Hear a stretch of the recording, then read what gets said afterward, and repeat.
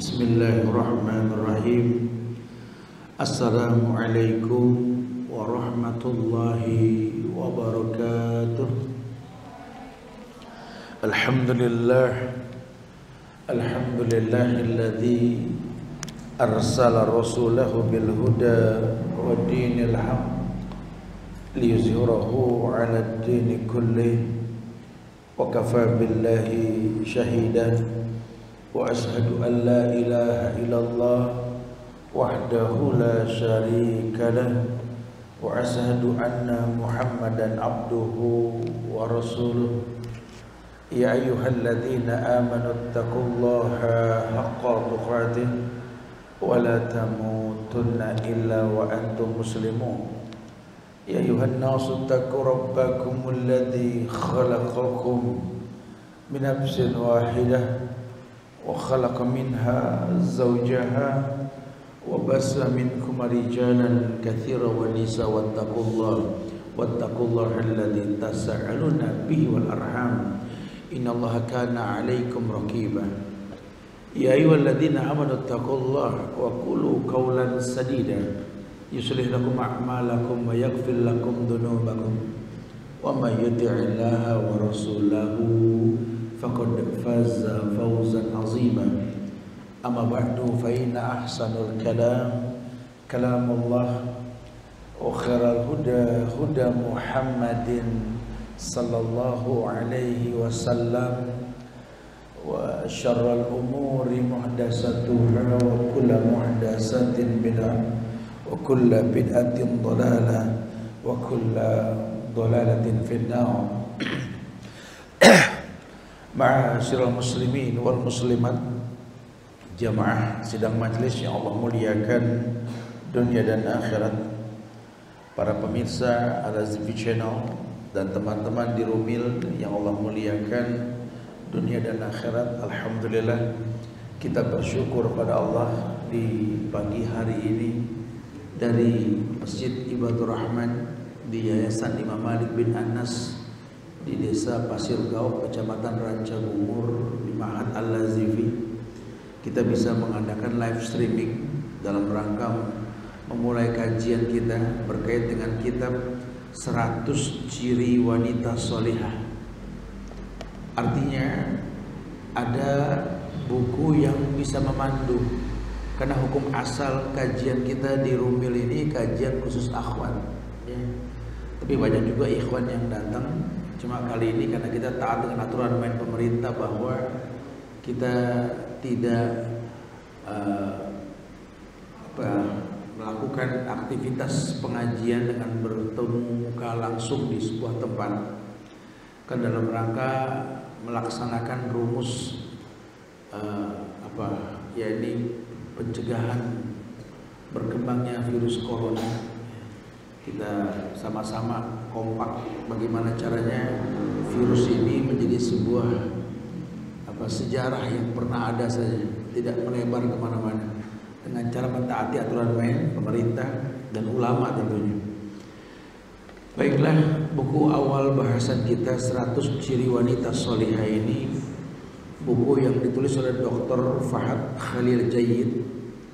Buku ini menjelaskan tentang karakter wanita muslimah yang memang betul-betul menjadi sebuah ciri khas seorang muslimah sejati. Adapun judul asli buku ini Syakhsiyah Al-Mar'ah Al-Muslimah, Mi'ata Kaslah Litakwin Syakhsiyah Mutamayyizah. Jadi ada buku aslinya, diterjemahkan dengan bahasa kita 100 Ciri Wanita Sholihah. Makanya mudah-mudahan yang hadir di sini juga dapat manfaat dari buku ini. Kenapa? Karena betapa banyak arahan ulama mengabarkan kepada kita bahwa al-mar'atu al-madrasah, al-ummu madrasah. Dikatakan bahwa ibu merupakan sekolah. Laisatil madrasah madrasah. Bukan sekolah yang dikatakan sekolah, tapi ibu yang dikatakan sekolah dalam Islam. Maka hendaklah setiap wanita dalam Islam ini betul-betul mengerti bahwa yang namanya perempuan tercetak untuk menjadi madrasah. Bahkan laki-laki ketika dia menikah, perintahnya apa? Tazawadul wadudul wadud.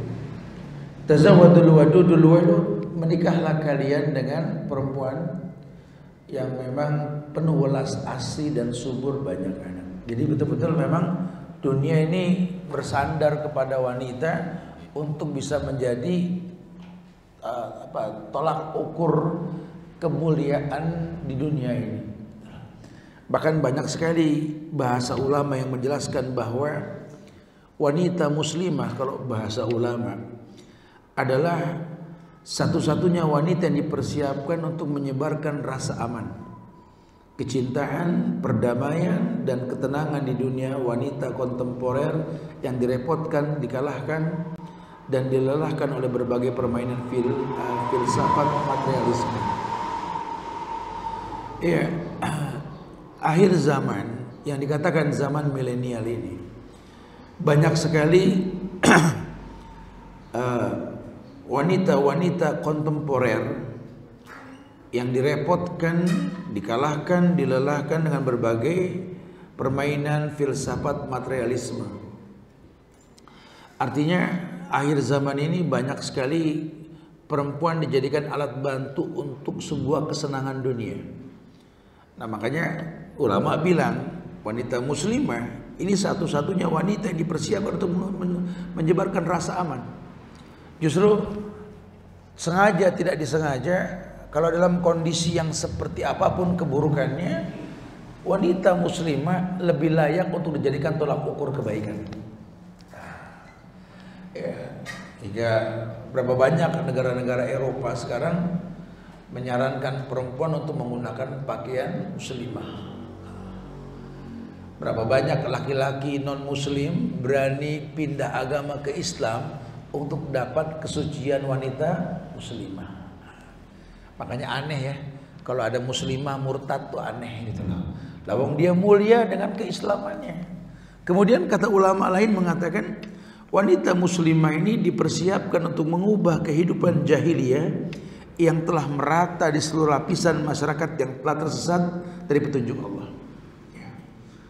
Kenapa? Karena wanita muslimah ini mengenal jati dirinya, menetapi unsur-unsur kepribadiannya, membentuk kepribadiannya yang asli, yang diridhoi Allah dan Rasulnya, ya, yang membedakan dari wanita-wanita di dunia ini. Memang jujur, kalau seorang muslimah sejati itu Allah berikan perbedaan yang nyata dengan wanita yang tidak non-muslim lah. Ini merupakan sebuah kebanggaan tentunya. Cuma kan yang jadi permasalahan, tidak semua orang meyakini tentang kemuliaan Islam itu sendiri. Karena banyak juga wanita-wanita muslimah yang berstatus Islam, dia anti syariat. Banyak. Nggak tahu lah, kalau di sini nggak ada. Kalau di luar sana banyak orang mengatakan, aku sih kalau pakai kerudung, pakai jilbab, hati aku dulu aku jilbabin. Begitu bahasanya. Kayaknya jadi beban. Padahal Nabi mengatakan al-mar'atu aurat, perempuan itu aurat. Al-mar'atu aurat, hukum asal aurat. Orang kelihatan auratnya malu kan? Malulah. Li'anna al-mar'ah aurat. Perempuan adalah aurat. Aurat terjaga, terlindungi. Ya. Masya Allah, yang namanya aurat dalam Islam ini betul-betul tempat-tempat yang sensitif yang perlu dijaga. Ini menandakan bahwa wanita pun sama, dikatakan al-mar'atu aurat, harus dijaga, dilindungi, dimuliakan. Wanita muslimah ini hukum taklifnya seperti laki-laki, yaitu mengemban risalah dalam kehidupan. Maka wajib dia pandai. Maka disusunlah 100 karakter ciri wanita solihah yang mudah-mudahan menjadi tolak ukur dalam kehidupan kita, bahwa seorang muslimah ini harus seperti ini. Yang pertama, ada ciri khas yang pertama ini, yakni menghormati orang yang lebih tua dan yang memiliki keutamaan. Jadi si penulis mengedepankan satu bab tentang karakter muslimah sejati, menghormati orang yang lebih tua dan yang memiliki keutamaan. Untuk apa, Ustaz? Iya, untuk bisa menyimpulkan al-muhafazatu ala salafis salih wal jadidil aslah. Untuk pandai-pandai menyimpulkan dari pengalaman orang terdahulu untuk kebaikan yang akan datang. Karena yang kau rasa pernah dirasa oleh orang dulu. Ya. Sampai Nabi mengabarkan kondisi wanita yang masuk surga dan masuk neraka. Dari zaman dulu sudah ada karakternya. Penghuni neraka aja punya sifat apa? Kufur asyir. Apa kufur asyir? Menghapus kebaikan yang banyak karena satu kesalahan yang dia lihat. Itu sifat kufur asyir. Perempuan harus paham nih, punya sifat begini. Temannya berbuat baik selama ini, nggak terlalu dia perhitungkan. Sekali dia berbuat salah, aku kesel banget sama dia, nggak mau kenal lagi. Itu sifat kufur asyir.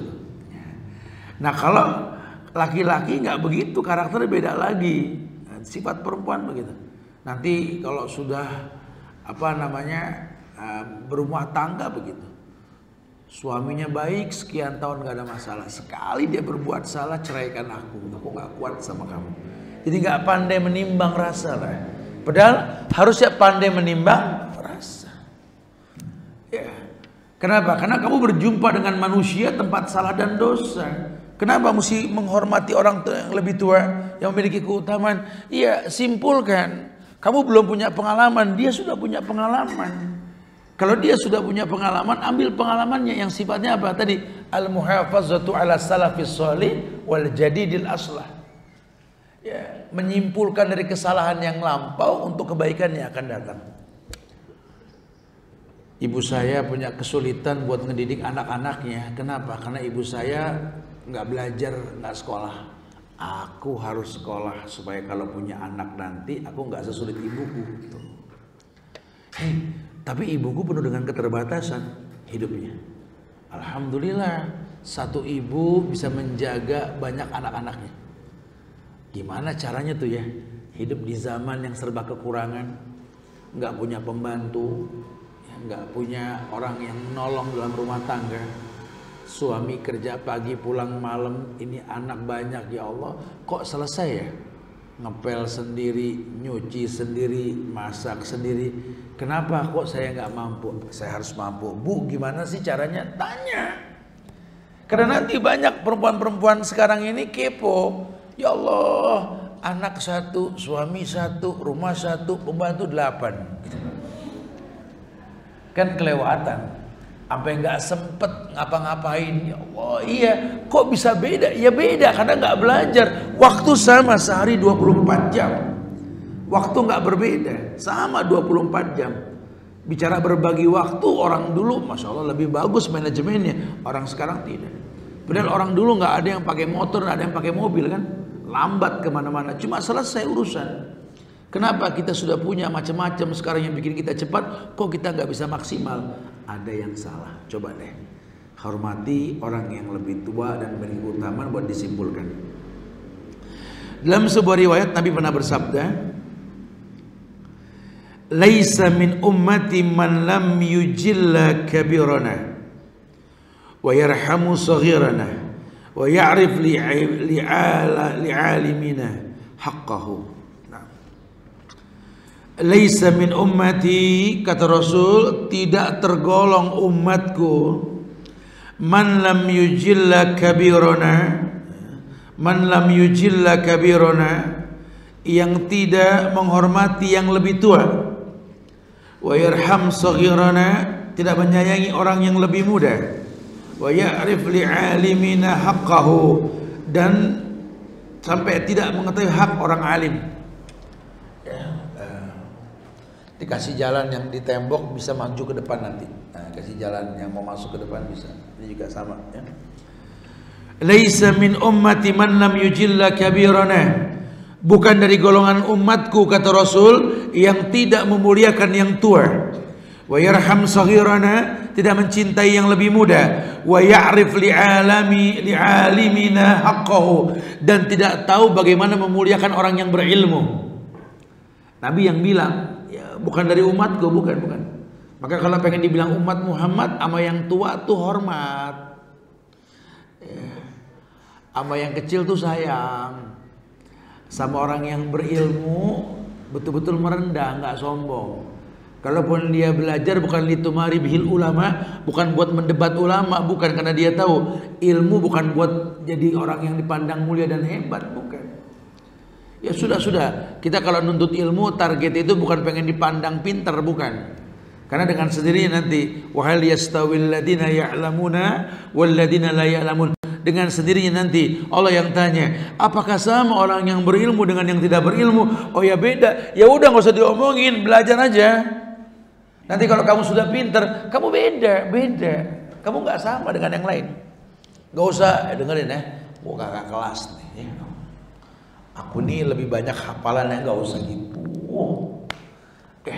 Udah hafalin aja untuk diri dan keluarga. Nanti akan timbul dengan sendiri penghormatan itu. Taib, laisa min ummati man lam yujillu kabirana. Bukan dari golongan umatku yang tak memuliakan yang tua. Wa yarham saghirana, dan mencintai yang lebih kecil, lebih muda. Wa ya'rif li alimina haqqahu, dan tidak mengetahui hak orang alim.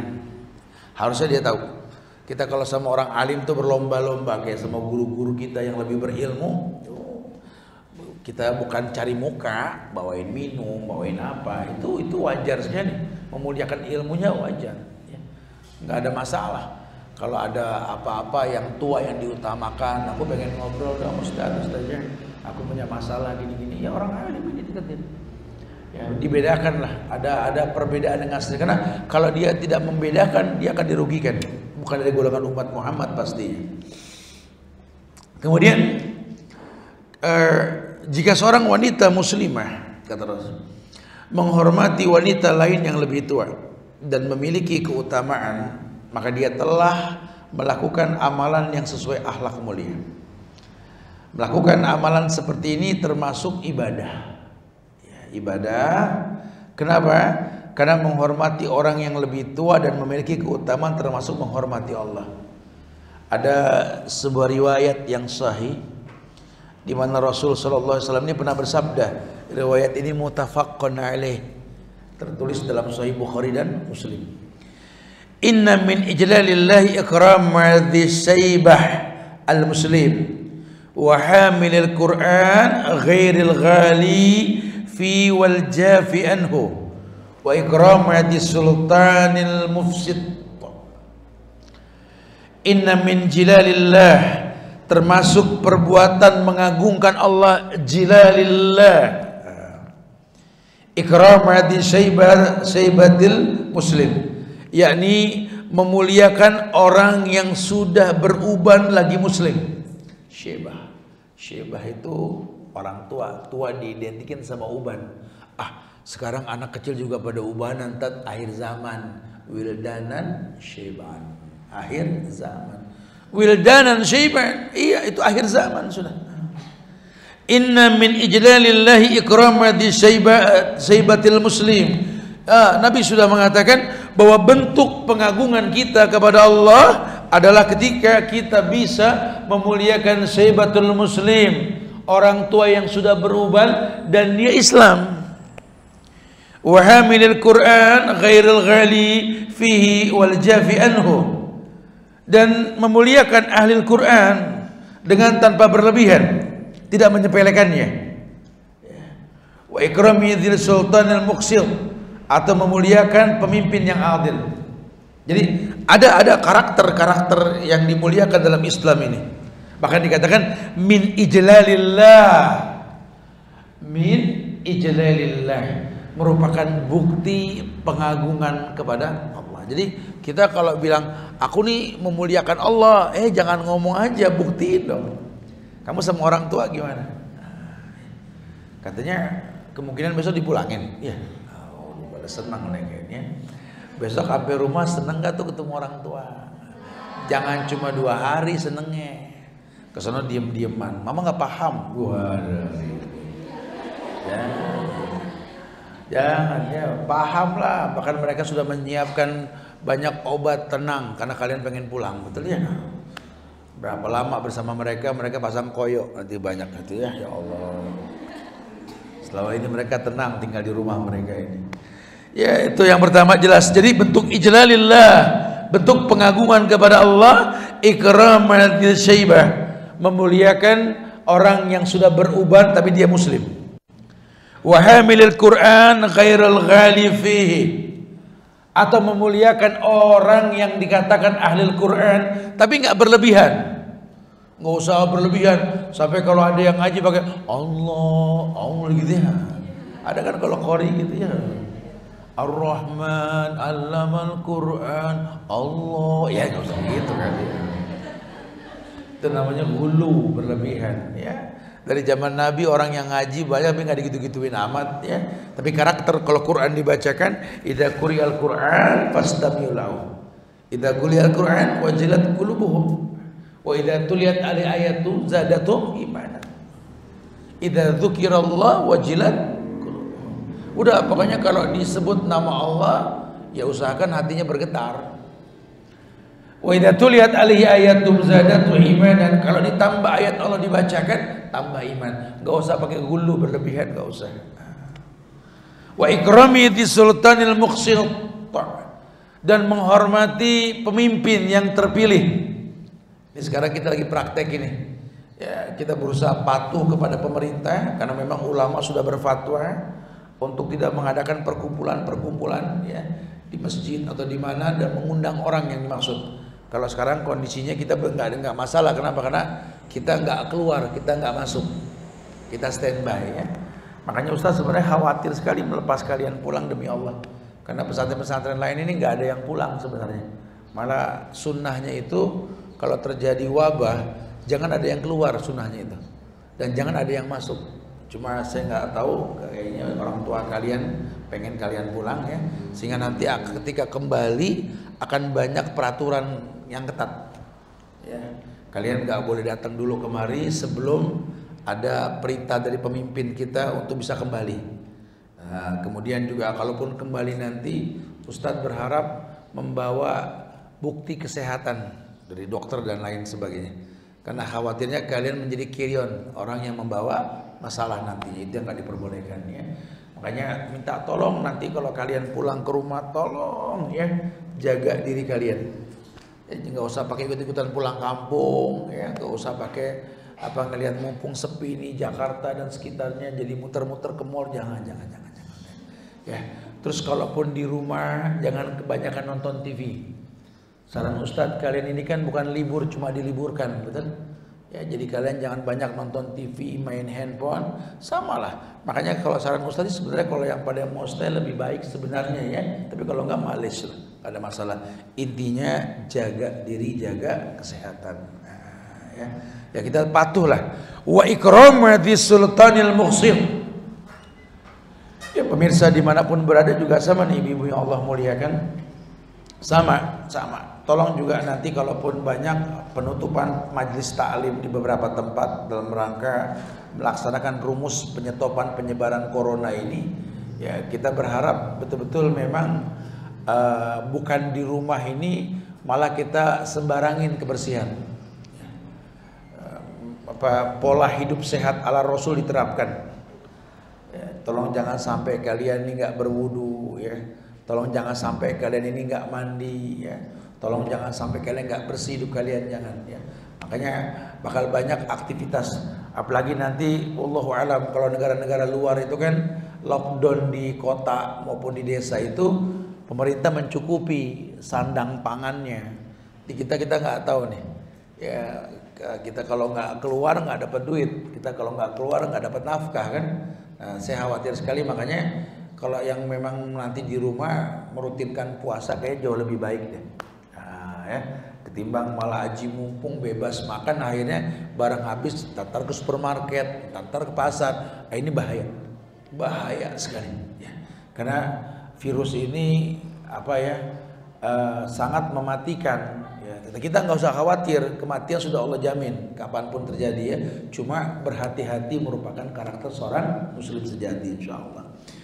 Iya, untuk merealisasikan amalan mulia di dalam bermasyarakat, Rasul memerintahkan agar kita memposisikan setiap manusia ini menurut kedudukannya dalam masyarakat Islami.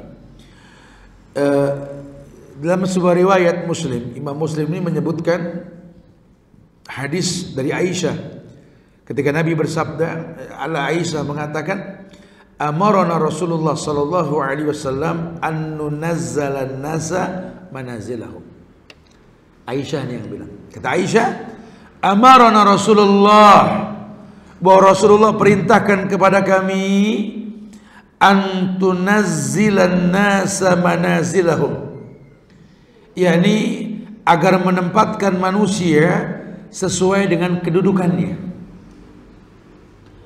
Jadi kayak apa bahasa Nabi? Kallimun nas bima ya'rifu alaih. Ajak ngomong manusia sebatas keperluannya. Kallimun nas bima ya'rifu alaih.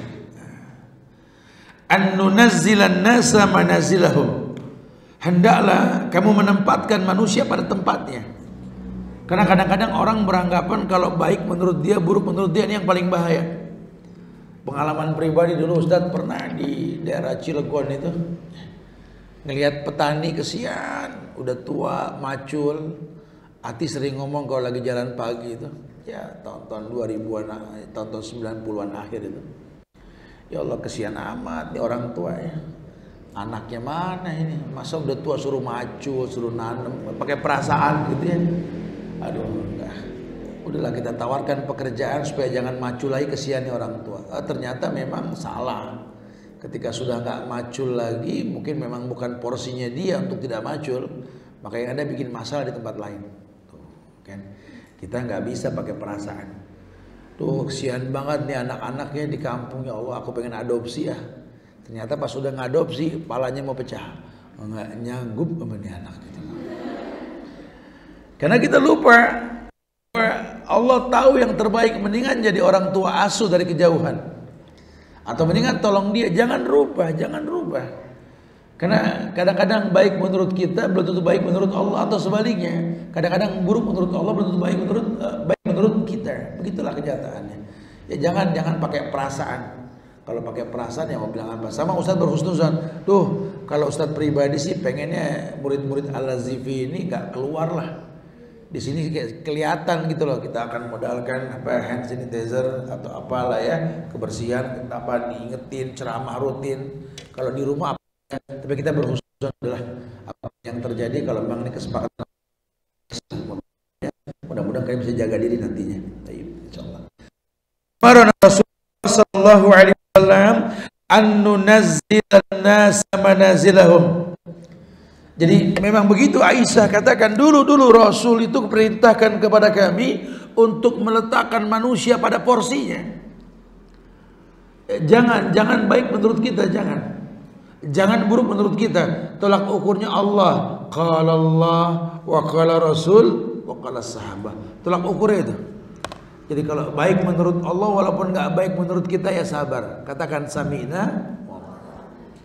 Kalaupun buruk menurut kita, tidak buruk menurut Allah, ya sudahlah, terima saya takdir ini yang terbaik insyaallah. Hidup jangan gampang komplain, jadi orang yang qanaah, gampang menerima takdir. Itu yang pertama tuh, karakter muslim mah yang sejati itu. Yang kedua, yakni muslimah sejati tidak memata-matai aib rumahnya orang lain. Jangan nanti kalau kalian sudah berumah tangga atau pindah rumah dengan orang tua kalian, tinggal di komplek yang berdekatan dengan tetangga, tolong jangan fuduliyah gitu ya. Jangan pengen tahu aja gitu loh.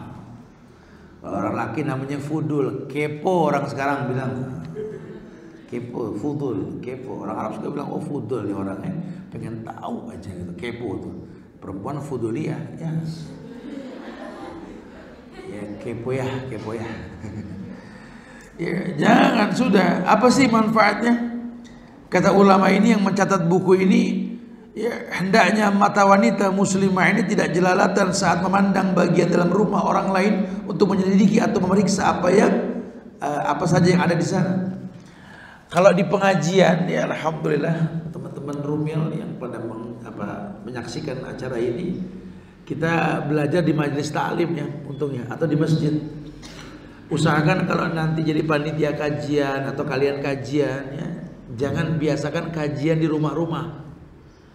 Ya, Karena yang namanya taman-taman penyubur iman itu yang Allah paling suka itu masjid. Bumi Allah yang paling dicintai itu masjid. Yang kedua majelis ta'lim. Jadi jangan sampai mengaji di rumah ke rumah. Ya ulama sih nggak mengharamkan, cuma makruh. Kenapa? Karena khawatirnya yang ngundang ini orang kaya. Yang datang nggak sekaya yang ngundang. Orang kaya tuh rumahnya, ya Allah, ini lampunya aja dari atas ke bawah itu. Kadang kita mikirin gimana masangnya ini, ya Allah. Itu kalau mati gimana gantinya itu, wah repot. Jadi orang yang nggak punya kan lihat kayak gini, ya Allah berapa watt listriknya ini gitu. Lihat pajangan kendi itu, masya Allah. Tahu kendi ya? Tinggi-tinggi kayak bapak, ibu, anak tuh kendi kayak sekeluarga banyak. Belum lagi sofanya, masya Allah.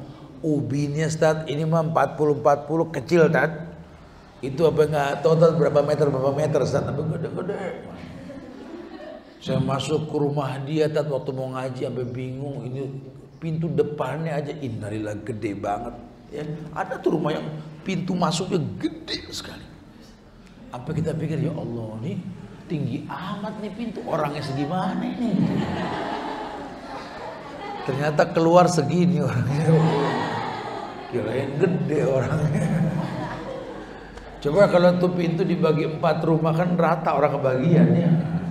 Intinya sudahlah, kalau kita ke rumah orang jadi kepo nantinya. Ya. Ngelihat apa yang ada di rumah kita jadi ukuran. Itu nggak boleh. Wanita muslimah nggak suka ngukur begitu. Berhusnuzon. Dia nggak ukur baju dia ke orang lain atau sebaliknya enggak. Beliau pernah bersabda, "Man ittana fi baiti qaumin bighairi idnihim faqad halla lahum ayyafqahu ainahu." Iya, Nabi mengatakan man ittala fi baiti qaumin bighairi iznihim. Barang siapa yang melongok, nengok ke dalam rumah satu kaum tanpa seizin mereka, faqad halla lakum ayyafqahu ainahu. Maka halal bagi mereka untuk mencungkil mata orang tersebut.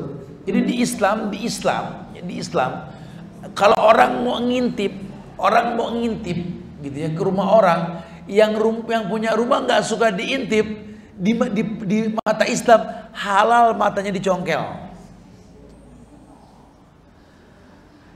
Ya, lain hal kalau memang diundang mau nggak mau ngelihat. Ya, tapi kalau orang yang nggak suka dilihat-lihat, aduh, sekarang kan nggak malah ngevlog dari kamar. Mudah-mudahan wanita muslimah yang menyaksikan ini bukan tipikal wanita muslimah yang suka ngevlog ya. Kesian ibunya tanggung dosa. Kenapa? Karena ibu itu menjaga rumah suaminya ketika suaminya tidak ada.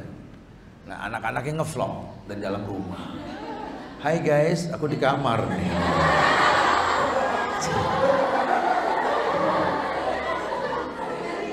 Sampai tetangga tahu warna wallpaper. Astagfirullahaladzim.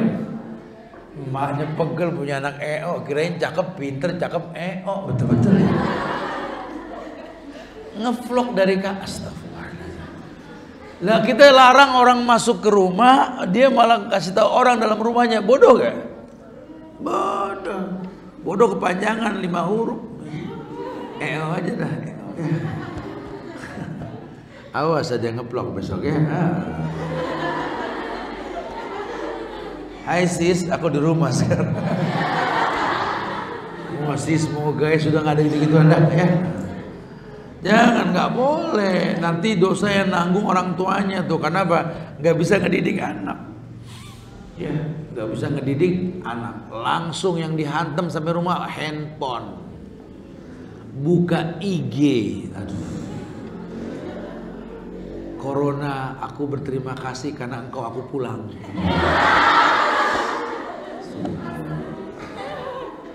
Orang lagi benci corona, dia terima kasih sama corona. Astagfirullahaladzim. Kalau tanpa kau takkan pernah aku kembali, bukan pada waktunya.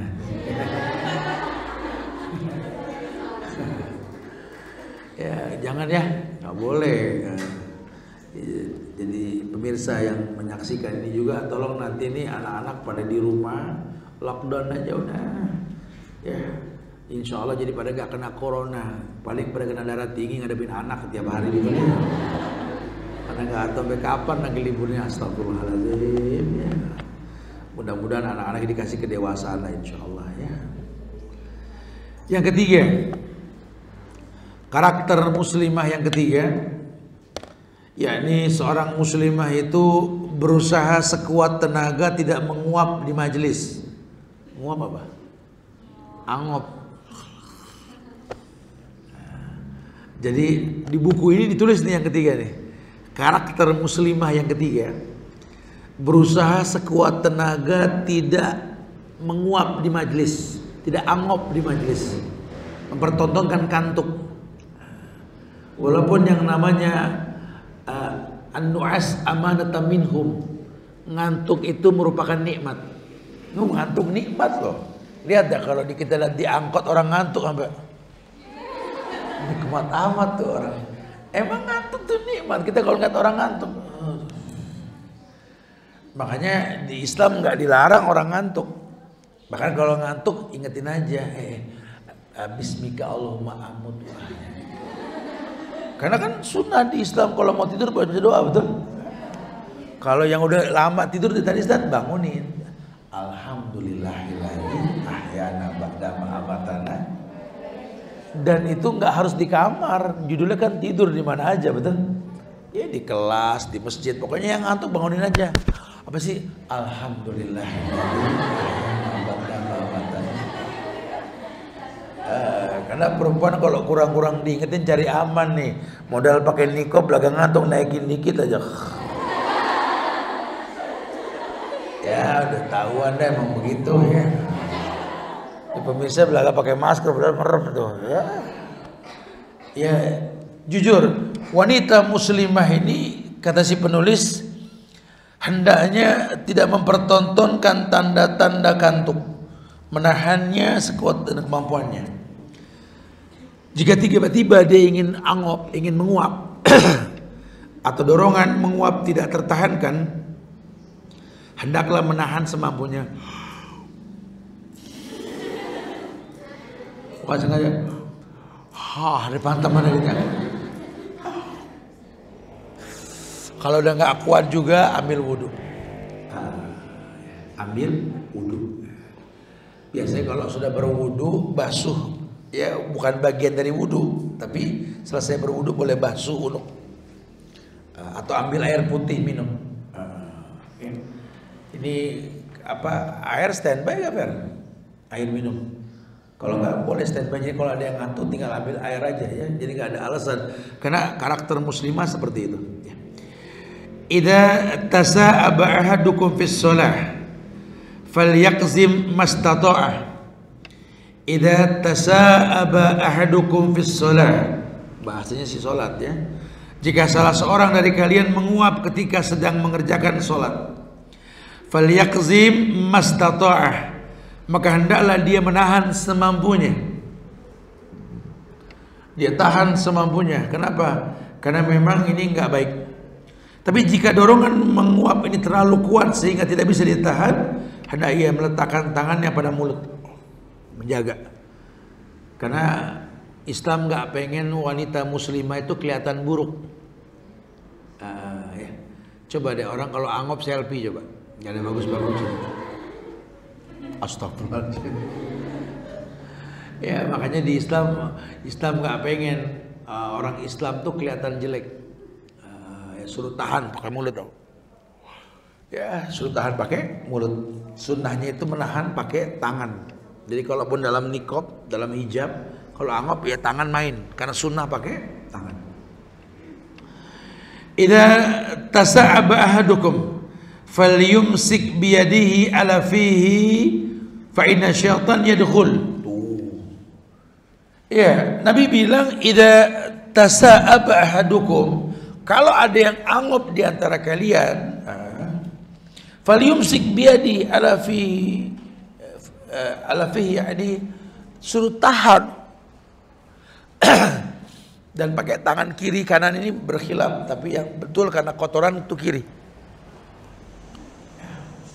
Karena kan angop itu kan sesuatu yang buruk, betul? Falyumsik biyadih ala fihi fa inna syaitan yadkhul. Kenapa? Karena setan pasti masuk ke mulut yang terbuka karena nguap. Setan masuk, kalau setan sudah masuk bahaya. Udah gitu yang dimakan gak kontrol lagi. Nabi mengatakan inna syaitan yajri min ibni Adam majrad dam. Setan itu jalan di badan anak Adam melalui aliran darah. Masuknya ya lewat mulut, kalau angop atau makan minum pakai tangan kiri, itu jalan setan tuh. Nanti setan ngacak-ngacak organ tubuh kita di dalam itu tergantung kotor bersihnya darah kita. Inna syaitan yajri min ibni Adam majrad dam. Setan jalan di badan anak Adam ini melalui aliran darah. Suruh bahaya, suruh berhati-hati.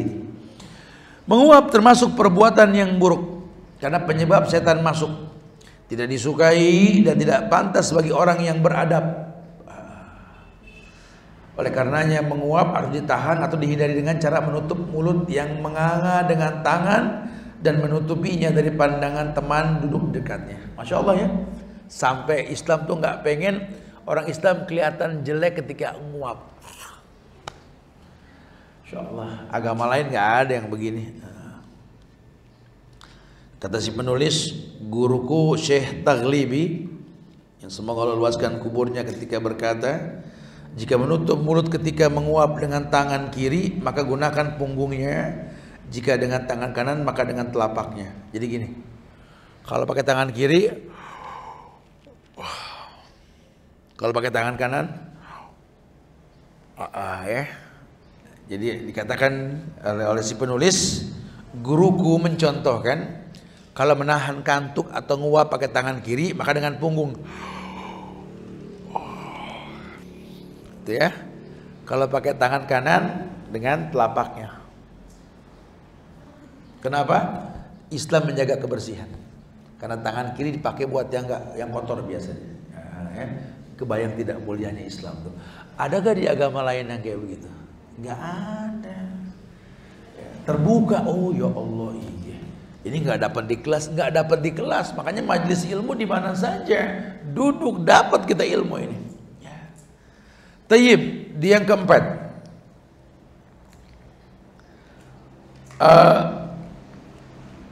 karakter muslimah yang keempat, menetapi adab Islam ketika bersin. Sekarang masih berkaitan dengan mulut, sekarang bersin nih. Allah Jalla wa'ala pembuat syariat menetapkan adab ketika bersin.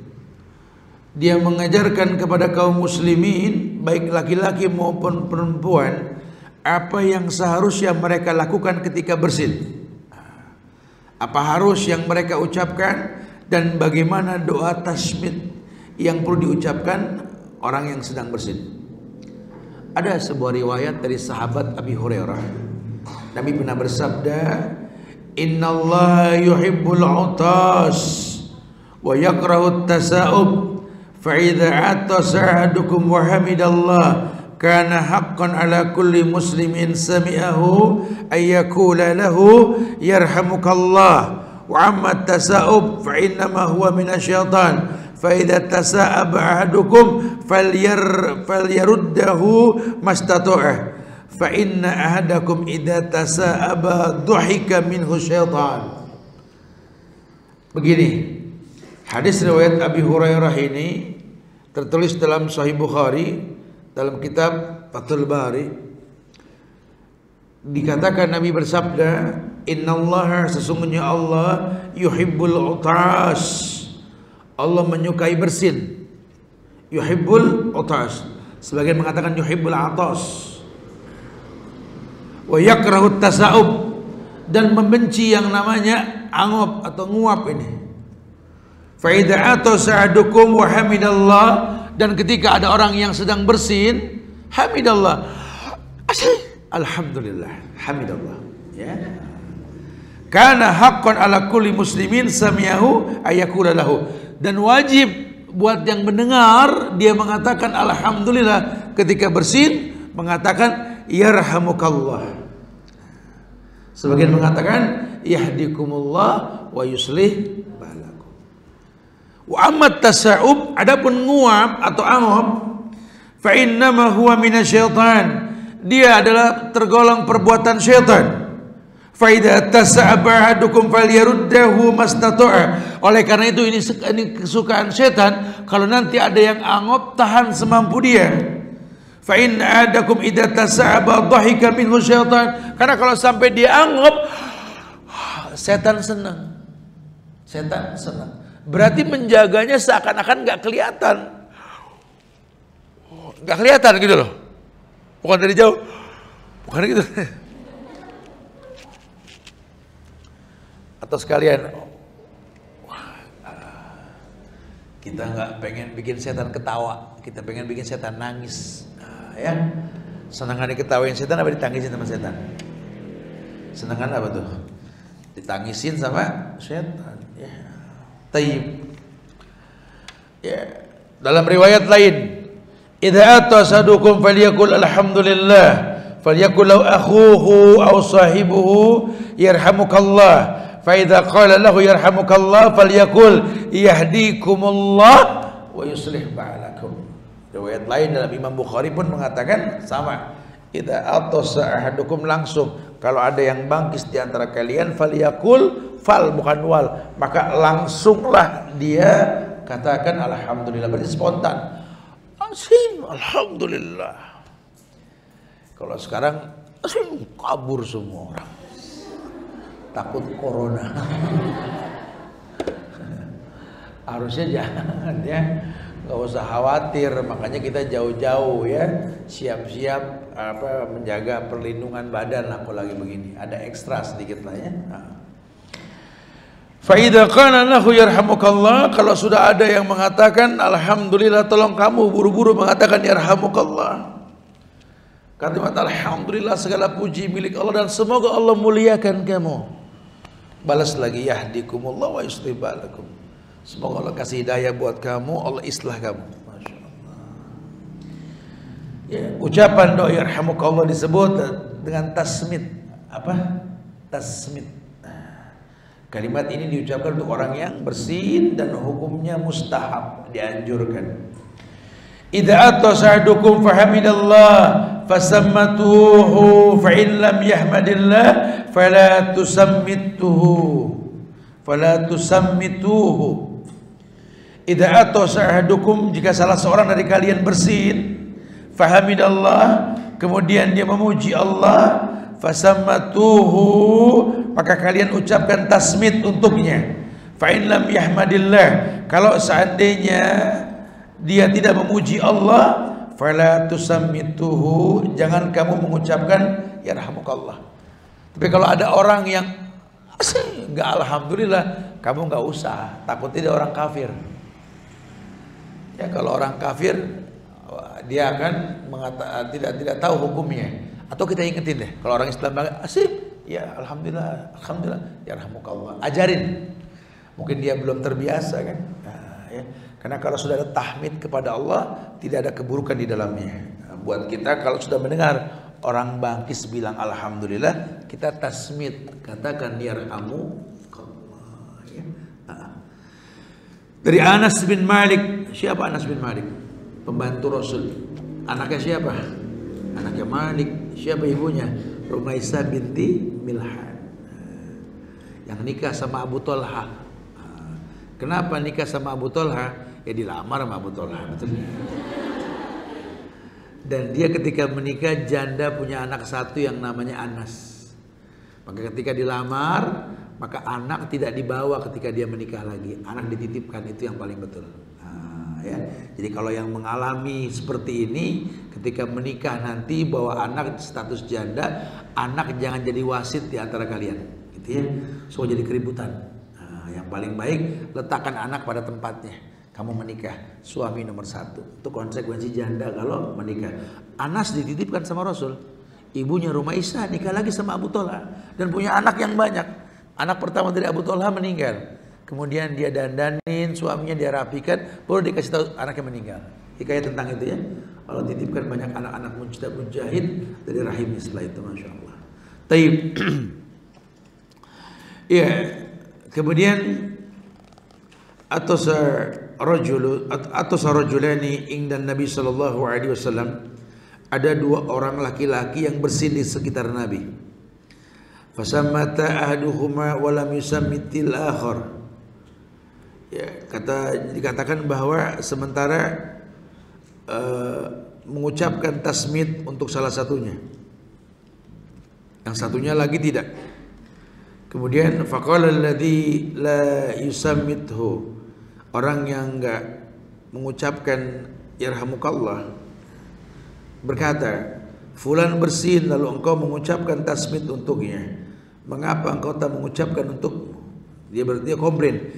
Faqala alladhi lam yusammithu atasa fulanun fasammatahu wa'attastu falam tusammitni. Faqala hadha hamidallah wa innaka lam tahmidillah. Jadi ada orang yang sedang bangkis, dua orang asyik. Yang satu bilang alhamdulillah, kakak dikomentari sama Nabi yarhamukallah. Yang satu komplain, kok saya nggak didoain, cuma yang bilang alhamdulillah doang. Jawabannya simpel, dia puji Allah, kamu nggak puji Allah. Jadi kalau orang mengatakan alhamdulillah, kita mengatakan yarhamukallah. Ya, sebenarnya sih dalam semua hal ya. Kalau kita bilang, dengar orang bilang gini, alhamdulillah ya yarhamukallah ya. Alhamdulillah aku sih tinggal di sini, alhamdulillah. Masya Allah yarhamukallah ya. Boleh tuh. Ya, membudayakan kata tahmid dengan tasmid. Tasmid artinya mengatakan yarhamukallah. Dikomplain zaman Rasul, komplain ini orang. Kata tu orang, atosa fulanun fasammithu atostu falam tusammitni. Si fulan bangkis, kau katakan yarhamukallah, aku bangkis enggak dibilang yarhamukallah. Faqala hadza hamidallah, ini orang memuji Allah, kamu tidak. Wa innaka lam tahmidillah, sementara kamu tidak puji Allah. Kalau kamu puji, maka aku katakan yarhamukallah. Nah, karakternya begitu. Wanita muslimah dia perhatikan ini. Ya, budayakan kalau di antara teman-teman perempuan ini pokoknya seperti itu. Nah, diingatkanlah untuk baik. Taib, dari Abi Hurairah dikatakan kana Rasulullah sallallahu alaihi wasallam idza atasa wada'a yadahu aw sawbahu ala fihi wa khafadha aw aghadda biha sautahu. Karena Rasulullah, ketika Rasul sallallahu alaihi wasallam idza atasa bersin, wada'a yadahu, dia letakkan tangannya, au saubahu, atau pakaiannya, ala fihi, pada bagian mulutnya, wa khadha au ghadda biha sautahu, dan merendahkan suara bersinnya. Jadi bukan gitu ya, bukan ditahan, ya. Bukan kapan lagi depan orang gitu, ya. Karena Nabi pertontonkan idza atasa Rasul wa yadahu aw saubahu, atau tangannya, atau ya, wa yadahu aw saubahu ala fihi, di bagian mulutnya, wa khafadha aw ghadda biha sauta, kemudian menahan suaranya. Itu adab banget, akhlak loh ya. Masya Allah, di Islam ini yang namanya akhlak betul-betul dikedepankan supaya kita paham ya. Ini kata si penulis, ilmu pengetahuan modern ya, telah menguatkan bahwa ketika seorang bersin maka jantungnya akan berhenti bekerja sesaat, kemudian kembali bekerja lagi. Maka segala puji bagi Allah yang mengembalikan jantung untuk kembali bekerja. Jadi kalau kita jantungnya berhenti itu, Allah balikin lagi. Makanya kita bilang alhamdulillah. Harus tahu kenapa sih mesti bilang alhamdulillah, Ustaz? Pembuktian secara medis, orang setiap bangkis itu jantungnya berhenti ya. Maka ketika dikembalikan lagi dia memuji alhamdulillah. Nah ketika dia bilang alhamdulillah, yang dengar bilang apa? Yarhamukallah. Semoga Allah muliakan kamu. Masya Allah ya. Ini Islam Masya Allah betul-betul mengingatkan kita pada banyak kebaikan yang bisa kita pahami dengan benar. Taib, Masya Allah. Ini bab berikutnya nih agak nggak nyambung nih, cuma harus disampaikan sih. Atau nantilah kita bahas kali ya, karena di bab yang kelima ini bab tentang tidak menunggu-nunggu perceraian wanita lain agar bisa menggantikan posisinya. Ya, ini kajiannya kajian orang dewasa, tapi nggak apa-apa, orang perempuan cepat dewasa. Ya. Harus saya sampaikan sampai yang kelima. Sampai yang kelima. Setelah ini silakan yang mau bertanya, pemirsa dimanapun berada ya. Karakter muslimah yang kelima ini ditulis oleh si penulis ini, tidak menunggu-nunggu perceraian wanita lain agar bisa menggantikan posisi. Memang wallahi di akhir zaman ini banyak syariat yang dibenci. Laki-laki dalam dunia riba bekerja tapi tetap konvensional. Orang laki nih, karakter orang laki kerja banting tulang, tahu yang haram, tahu yang halal, tapi yang dikerjakan syubhat dan haram. Banyak lelaki-lelaki muslim bekerja tapi tetap ngantongin ATM riba. Padahal Allah mengatakan ahallallahul bai' wa harrama riba. Allah halalkan jual beli, Allah haramkan riba. Ya, itu terjadi. Nah, kalau dunia perempuan beda lagi nih. Nggak tahu, anak-anak belum mengalami. Di luar nih pemirsa yang ada ini sering sekali mau menikah dengan laki-laki ya, siapapun dia, tapi syaratnya sendiri, tidak punya istri. Sehingga kalau ada lelaki baik yang mau melamar dia minta diceraikan istrinya, dia akan menggantikan posisinya. Sementara Islam, agama yang memerintahkan untuk meluruskan niat nikah untuk menambah jumlah bilangan umat. Allah yang suruh fankihu ma tobalakum minan nisa masna wa sulasa wa ruba. Yang bilang siapa? Allah. Tapi karena memang orang sekarang mentalnya tidak seperti zaman Rasul, benci dengan ayat ini. Maka sering dibilang kalau kita benci dengan ayat ini, ya hapus saja surat An-Nisa itu. Padahal ya ini bukan tujuan, ini cuma solusi. Karena di akhir zaman itu 1:50. Satu laki-laki 50 perempuan, kata Rasul. Nah kalau satu laki dengan satu perempuan menikah, 49 sama siapa? Fitnah. Islam tawarkan solusi. Buat yang mampu lakukan, buat yang nggak mampu satu cukup. Gitulah bahasanya. Tapi jangan benci syariat. Maka dijelaskan di sini, tidak menunggu-nunggu perceraian wanita lain agar bisa menggantikan posisinya. Kenapa? Karena setiap laki-laki itu menikah dengan perempuan dengan tujuan yang berbeda. Kenapa kamu nikah dengan dia? Aku nikah dengan dia karena aku pengen mengambil keturunan keluarganya baik. Aku nggak lihat tampangnya sudah, aku lihat nasabnya yang bagus. Terus kenapa kamu nikah lagi dengan dia? Aku cari perempuan yang bisa menjadi sahabat dalam bisnis. Kenapa menikah lagi dengan yang ini? Ya aku pengen dekat sama perempuan yang pandai memasak, pandai merawat suami dan lainnya. Kenapa? Karena nggak terkumpul satu kemampuan banyak pada satu wanita. Malis, Rasul contohkan itu kan. Sahabat contohkan, tapi lelaki berilmu bukan dengan syahwat yang dikedepankan, bukan. Nah buat perempuan pun sama. Kalau ngelihat laki-laki yang baik dan dia tahu bakal membimbing dia ke surga, jangan tunda. Kamu butuh orang yang bawa kamu ke surga. Setelah terjadi ijab kabul, saya terima nikahnya Fulanah binti Fulan dengan mas kawin seperti yang disebutkan, dibayar tunai sah, dari pundak mertua pindah ke pundak suami, tanggung jawab. Tenang wahai wanita, dosamu ditanggung suamimu sekarang. Itu yang indah. Cuma suami yang mana?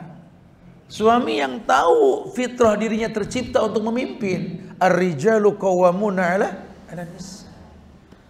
Nah makanya dari sekarang tanamkan pemahaman yang seperti itu dalam diri kita. Ya kalau ada orang baik yang memang kamu yakin bisa hidup bersama dia, mendampingi dia, menyempurnakan agama dengan dia, nasihat buku ini seperti itu, gitu loh ya. Bertakwalah semampunya. Taib. Ada sabda Nabi mengatakan, la tanajasu wa la yabi'il mar'a ala bai'i akhihi wa la yabi' hadir libad wala yakhtubul mar'u ala khitbati akhihi wala tas'alil mar'atu talaq al-ukhra litastafi'a ma fi ina'iha. Nah, Nabi mengatakan begini, janganlah kalian melakukan najasi. Najasi itu artinya pura-pura menawar dengan tujuan menaikkan harga. Jadi ada kerjasama di dalam Islam tuh nggak boleh kerjasama yang dagang sama yang beli. Padahal yang beli orang lain, ada satu yang belaga beli juga nawar mahal, itu nggak boleh. Wala tanajasu, wala yabi'il mar'u ala bai'i akhihi, dan tidak boleh membeli barang yang sedang ditawar oleh saudaranya. Jadi kalau ada orang nawar, diemin aja dulu sampai selesai. Nggak jadi beli baru kita maju. Wala yakhtubil mar'u ala khitbati akhihi, dan jangan pernah seseorang lelaki meminang wanita yang sedang dalam proses pinangan. Kamu lagi dilamar, ada proses melamar. Ada lagi yang mau maju, itu yang maju nggak boleh sampai selesai dulu urusan kamu. Kalau kamu tolak, dia baru boleh maju, gitu bahasanya. Wala tas'alil mar'atu talaqul ukhra litastaghfi ma fi ina'iha, dan tidak boleh perempuan meminta suaminya menceraikan madunya agar dia bisa menampung apa saja yang ditumpahkan dari bejana madunya itu. Artinya gini, nggak boleh menuntut cerai istri yang satunya karena takut nggak kebagian hartanya. Pokoknya nggak ceraikan dia, aku nggak mau ada. Ini kalau sudah pakai begini, laki pukul sikap.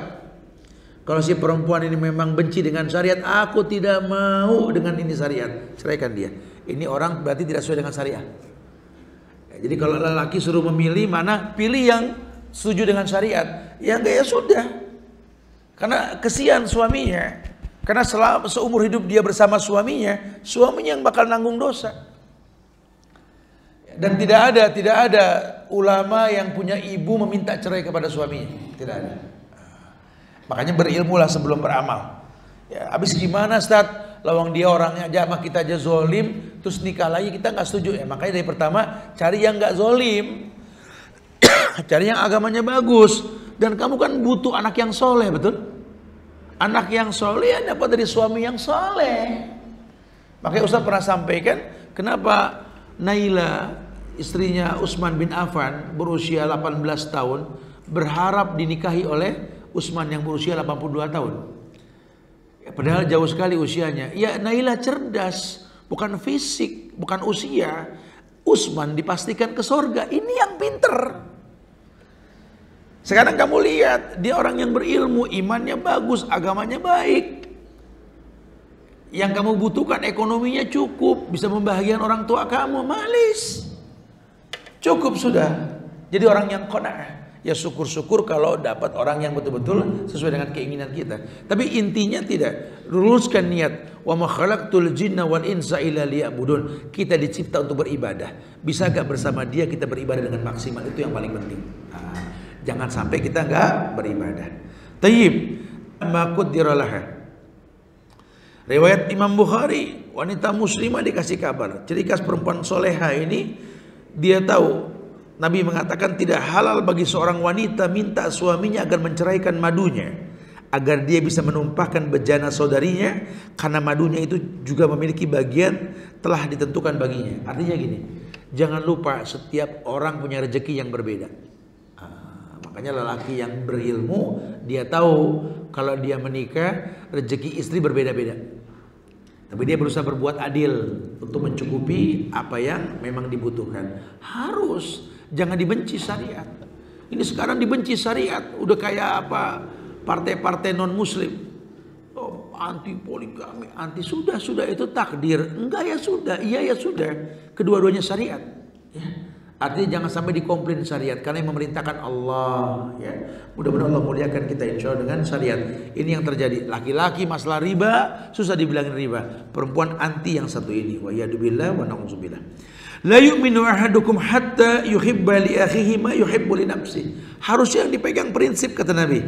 La yu'minu ahadukum hatta yuhibba li akhihi ma yuhibbu li nafsihi. Tidak beriman atau sempurna iman seseorang ini sampai dia mencintai sesuatu yang dicintai oleh saudaranya. Jadi kalau saudaranya suka, ya dia belajar suka, ya sudah. Kan tiap orang berbeda pandangan. Ada beberapa perempuan yang dia menikah, dia istri pertama kedua, kita tanya, kenapa sih? Kenapa kamu suka nikah sama dia? Ya aku ngelihat dia dewasa, bisa membimbing aku yang kekanak-kanakan. Jelas hidupku mau kemana ini. Kamu kenapa siap jadi yang kedua sama dia? Aku ngelihat ekonominya cukup. Aku perempuan yang lain dalam kondisinya ekonominya tidak cukup. Aku nikah dengan dia dicukupi, alhamdulillah. Kamu yang ketiga kenapa nerima? Kenapa? Ya aku pikir aku butuh keturunan yang baik, butuh anak-anak yang soleh, dan dia orang yang soleh. Beda-beda pemahamannya, beda-beda. Orang dulu seperti itu pola pikirnya. Orang sekarang kan tidak, mikirnya tidak seperti itu. Yang dia pikirkan cuma kebutuhan pribadi, sehingga enggak deh. Pokoknya aku sama dia kemana aja berdua titik, tidak ada lagi. Akhirnya ketika kematian memisahkan dia, baru dia berasa ternyata dia butuh yang lain. Nangis. Mayatnya dibawa ke kuburan, nangis. Jangan. Mayatnya masuk ke lubang kubur, mayat suaminya. Ikut. Suruh ikut. Oga. Kepo sih ya. Lagi hidup malah gak ditengok, udah mati ditangisin. Oh, model muslimah Indonesia model begitu. Kemarin gitu, suami artis meninggal, heboh semua ibu-ibu. Suaminya sendiri dicuekin di rumah, betul ya? Tolong wanita muslimah tidak seperti itu ya. Allahu a'lam bishawab ya. Taib ya bro, ada yang mungkin mau bertanya jawab via sosial media atau langsung silakan ya. Mudah-mudahan manfaat 5 bahasan yang kita kedepankan dalam buku 100 ciri wanita solihah ini insyaallah ya. Silakan yang mau ditanyakan. Akhiru da'wana alhamdulillahirabbil alamin. Fadhil.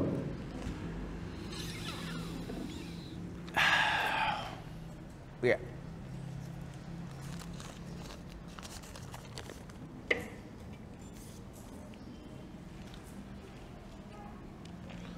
Ya, ada live langsung. Oke, silakan. Assalamualaikum Ustaz. Waalaikumsalam warahmatullahi. Apa yang ingin bertanya saat anak menyampaikan sunnah kepada teman, tetapi dia tidak terima dan mendebatnya saat anak ingatkan, bagaimana pendapatnya Ustaz? Ya, kamu bicara dakwah amar ma'ruf nahil munkar, kamu sampaikan dakwah sunnah kepada teman kamu, tapi dia nggak terima. Ya terimalah, memang kondisinya begitu. Innaka la tahdi man ahbabta walakin Allah yahdi may yasha. Makanya dalam dakwah ini jangan menganggap kita yang mendatangkan hidayah. Hidayah Allah yang mendatangkan. Ini calon-calon ustazah, calon-calon ustaz denger ini. Kalau nyampein ilmu, jangan beranggapan kita yang bikin pintar tuh orang. Allah yang bikin pintar. Jadi kalau memang pengen orang itu paham yang kita sampaikan, bikin tenang. Hidayah datang bersama dengan ketenangan. Ulaika lahumul amnu wa hum muhtadun. Jiwanya tenang dan gampang dapat hidayah. Jadi kita kalau dalam berdakwah ini bisa gak bikin jamaah tenang? Kalau dia sudah tenang, gampang dapat hidayah. Harusnya begitu. Nah kalau kamu sampaikan dakwah ke teman kamu, dia malah gak tenang, kamu yang salah.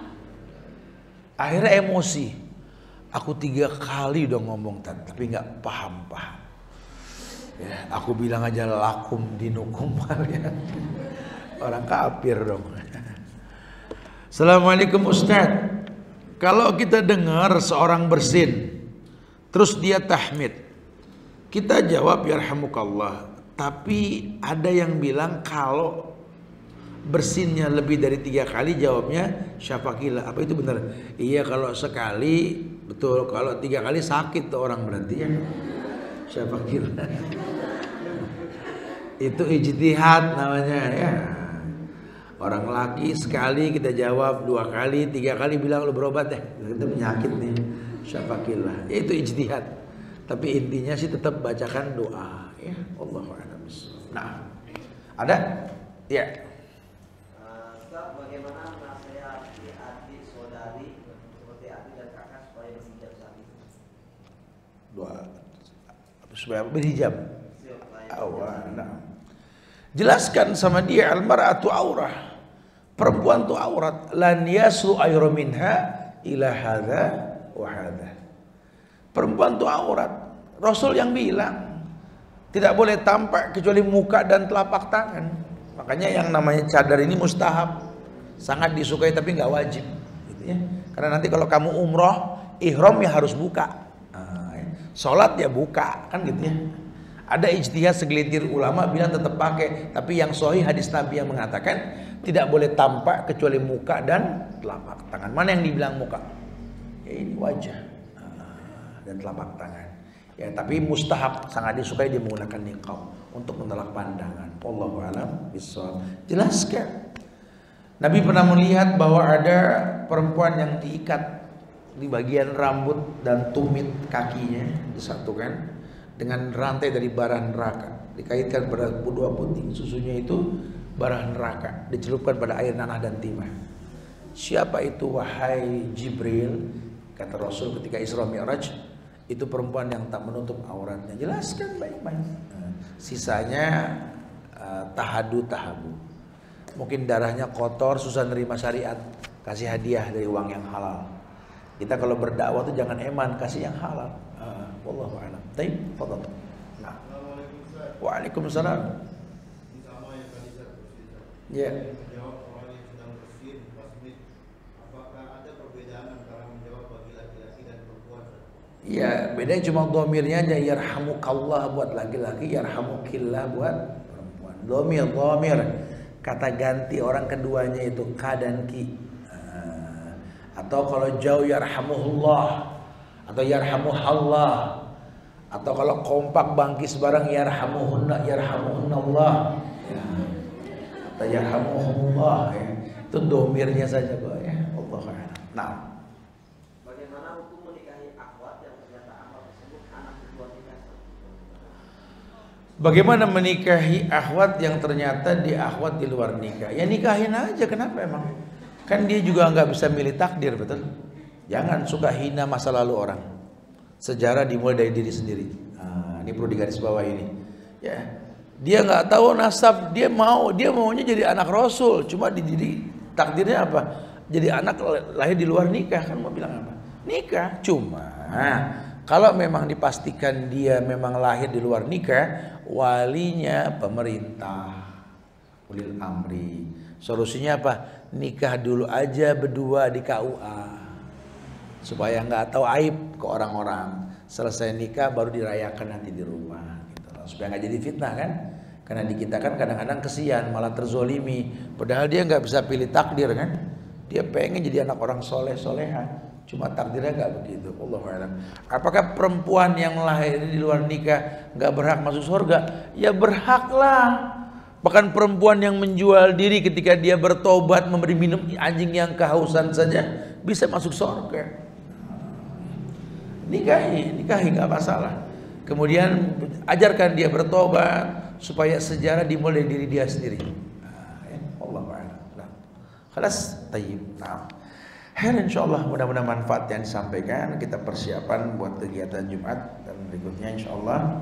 Ya sekali lagi jaga ukhuwah di antara kita, jangan bosan saling mengucap salam, jaga kebersihan dan tolong tiap pagi baca zikir pagi, tiap sore baca zikir sore ya. Konsumsi 7 butir korma ajwa dan habatus sauda. Jangan malas bersedekah, apalagi ini hari Jumat, as-shadaqatu tudhil bala. Ya, tetap banyak bersolawat, baca surat Al-Kahfi di 10 ayat pertama jangan dilupakan.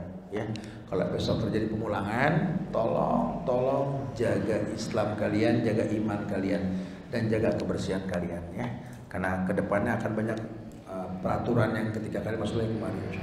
Atau nanti di rumah juga bisa tetap pantau Al-Azifi channel nanti ya. Kalau ada kegiatan di subscribe aja nanti. Kalian bisa nanya di rumah insyaallah ya. Wallahu a'lam bishawab. Semoga manfaat. Semoga Allah berikan keberkahan buat kita semua. Kita tutup dengan kafaratul majlis. Subhanakallahumma bihamdika asyhadu an la ilaha illa anta astaghfiruka wa atubu ilaik. Assalamualaikum warahmatullahi wabarakatuh.